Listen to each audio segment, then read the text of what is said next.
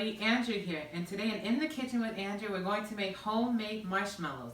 These marshmallows are light, fluffy, and have a great vanilla taste. Now you're probably thinking, why do I have to make them when I can buy store-brand pretty easily? Well, nothing beats better than homemade marshmallows, so we'll go over the ingredients and get started. Here are the ingredients that you will need. Here we have a box of unflavored gelatin. You'll only need 3 packets. This box comes with 4. Here we have 2 cups of granulated sugar. We have 1 cup of water, which will split in half, but I'll get to that later in the video. Here we have 1 cup of light corn syrup. It is best to grease your measuring cup first before putting in the syrup because it will stick and get hard to get out. Here we have some vanilla extract, about a 1/4 teaspoon of salt, and you'll need a wooden spoon and a thermometer, and we'll get to that later. And you'll need this big, heavy electric mixer.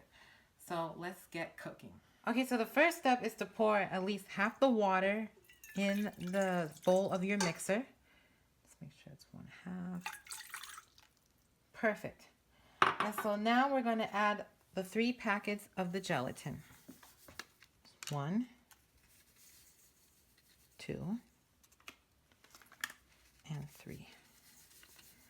And so now what we're going to do is we're going to let this, what is called blooming, it's kind of like yeast, the gelatin. It's going to sit and puff up and get puffy, and that's what allows the marshmallows to get thick and fluffy.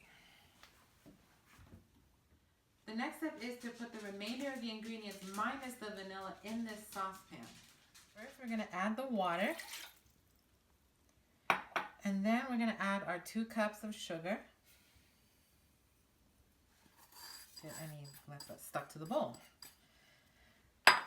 Next we're going to add our light corn syrup, and you see how it's easy because we greased it. It doesn't take a long time to get out. And finally we're going to add our salt.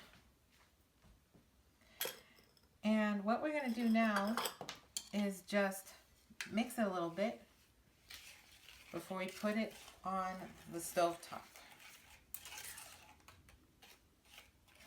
Alright, we'll go over to the stovetop and explain the next step. Alright, so now we're going to stir these ingredients pretty well together. And what we're going to do is we're going to keep stirring this, and while we keep stirring, we're going to bring this to a boil. And then once it comes to a boil, we're going to add our candy thermometer here, and we're going to wait till this reaches 240 degrees Fahrenheit.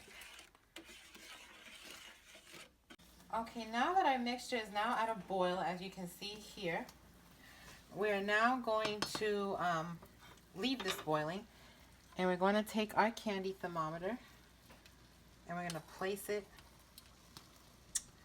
in the pot until the temperature reaches 240 degrees. Now this may take anywhere from 10 to 15 minutes.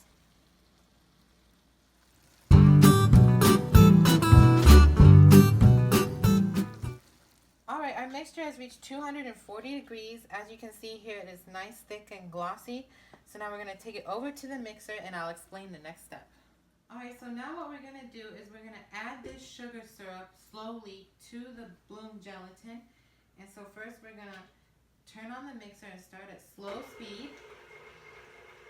And we're going to pour this in very, very slowly. And as we do it, we're going to increase the speed.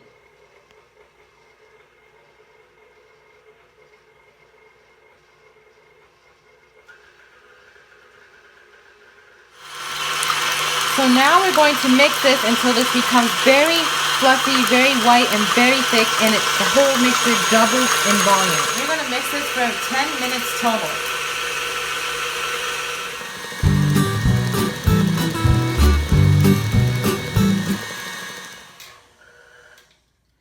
Alright, now our marshmallow mixture is ready. And see, now look at that. It's thick and glossy and white and looks like marshmallow fluff. I forgot to mention that before I turned off the mixture, I added a teaspoon of vanilla extract at the end. So now here we're going to pour our thick marshmallow mixture into a pan that we've greased with Pam, and we've dusted it with confectioner's sugar. This is a 9 by 13 inch pan. This is very sticky, so try to get all of it out as you can, as possible. And this is one sticky recipe. After you pour all the marshmallow into the pan, try to smooth it out best you can. One tip is to pre-spray your spatula so this is easier to smooth out.